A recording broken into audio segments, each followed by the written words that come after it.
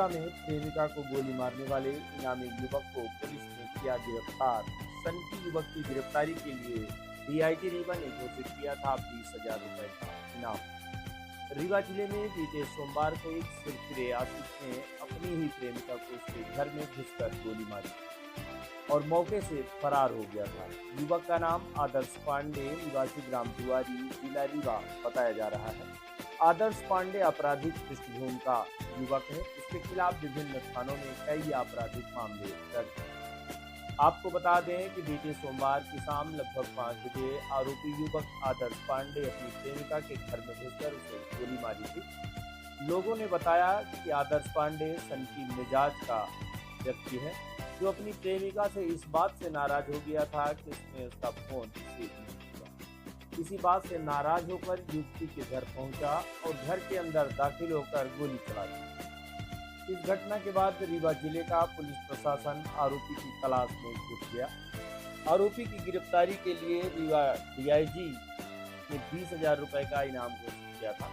Rewa zone के police महानिरीक्षक साकेत पांडे ने फरार आरोपी आदर्श पांडे यह इनाम पुलिस रेगुलेशन एक्ट के प्रावधानों के तहत घोषित किया गया था। आरोपी आदर्श पांडे द्वारा अवैध अस्त्र शस्त्र रखने तथा हत्या के प्रयास जैसे गंभीर अपराधों में लिप्त है। वह घटना दिनांक से ही लगातार फरार बताया जा रहा है, जिसे बंदी बनाने अथवा बंदी बनाने के संबंध में महत्वपूर्ण सूचना देने वाले को इनाम घोषित किया गया है। तो इनाम घोषित होने के कुछ देर बाद ही पुलिस ने आरोपी आदर्श पांडे को गिरफ्तार कर लिया था। आरोपी युवक से पुलिस ने शस्त्र भी बरामद कर लिया। घटना को लेकर पुलिस जांच पड़ताल कर रही है। आरोपी युवक की गिरफ्तारी के संबंध में पुलिस ने प्रेस नोट जारी किया है। माना जा रहा है कि शाम तक पुलिस 2 बड़ी घटनाओं का खुलासा करेगी। एक आदर्श पांडे की गिरफ्तारी को लेकर हो सकता है। थाना सिविल लाइन के प्रभारी कमलेश साहू जी के पास एक सूचना आई कि SGMS में एक युवती जिसको किसी व्यक्ति ने वो अपने गोली मार दी है और उस गोली गर्दन में लगी हुई है। इस सूचना पर जो है DI साहब मौके पर पहुँचे वहाँ और जब पता किया तो ये मालूम हुआ कि जो युवक है वो आदर्श पांडे हैं और चाणक्य कॉलोनी में रहते हैं और इनके ठीक करीब में ही उनका घर है आरोपी का। और आरोपी और जो युवती का परिवार है वो पूर्व परिचित हैं और उनके आपसी बड़े घनिष्ठ संबंध हैं।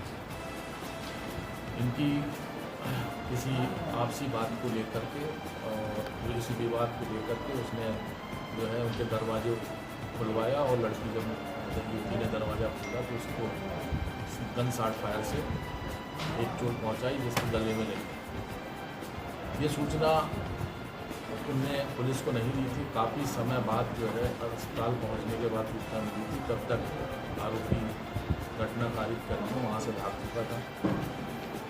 ये चीज़ माननीय IGP साहब और DG साहब रीवा क्षेत्र की बतलाई गई।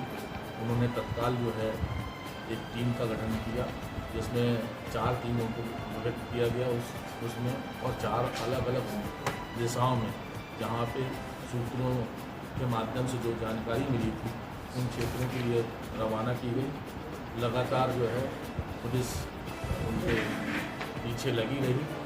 बाद में जो एक टीम गुना की तरफ गई थी उस गुना को जो एक लीड मिली और उस लीड के आधार पर जो आरोपी है आदर्श उसको रेलवे स्टेशन के पास में गिरफ्तार किया गया।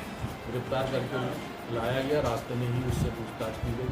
सघन पूछताछ पर उसने जिस पिस्टल से फायर किया था उसके बारे में जानकारी दी। यहाँ आने के बाद जो इन्वेस्टिगेशन टीम थी उसमें सामान TI जितेंद्र नाथ शर्मा और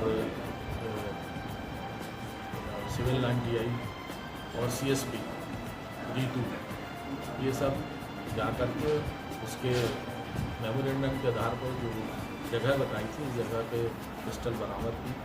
इससे एक कारतूस भी मिला है और उसको जब्त किया गया है।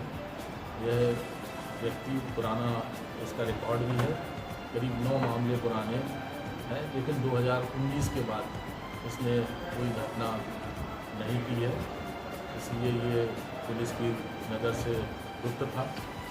अब इसको गिरफ्तार किया गया है, इससे पूछताछ की जा रही है। इस पिस्टल के स्रोत के बारे में पता लगाया जा रहा है कि ये पिस्टल उसने कहाँ से पाई थी, और इस घटना में उसको सहयोग करने वाले कितने अन्य लोग हैं इसका भी पता लगाया जा रहा है। और जो लोग इसमें शामिल होंगे उनको छोड़ा नहीं जाएगा, उन्हें भी गिरफ्तार किया जाएगा और उसकी अपडेट डेट आपको प्रत्यक्ष से बताई जाएगी। आरोपी गुनाह में भागा वो अपने आप को सुरक्षित महसूस करने के लिए वहाँ गुना की तरफ भागा था। वो जा रहा था कोटा की तरफ, कोटा में भी उसके मित्र हैं, ये इंदौर में पढ़ता था।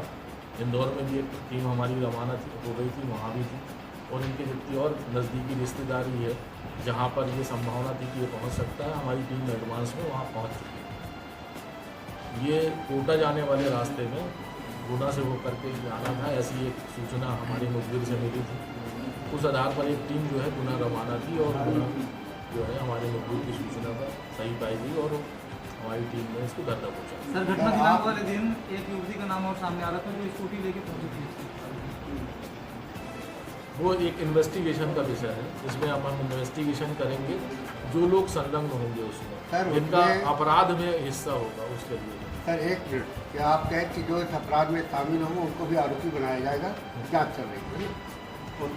सोनाली पांडे आरोपी की बहन स्कूटी घटना स्थल लेके आई थी, आप उसको आरोपी नहीं, तो क्या एक वहीं पे एक उदाहरण दे रहे हैं आपको मनगांव नहीं, उदाहरण की बात नहीं, आपने प्रश्न कर लिया और जवाब दे दिया उसको।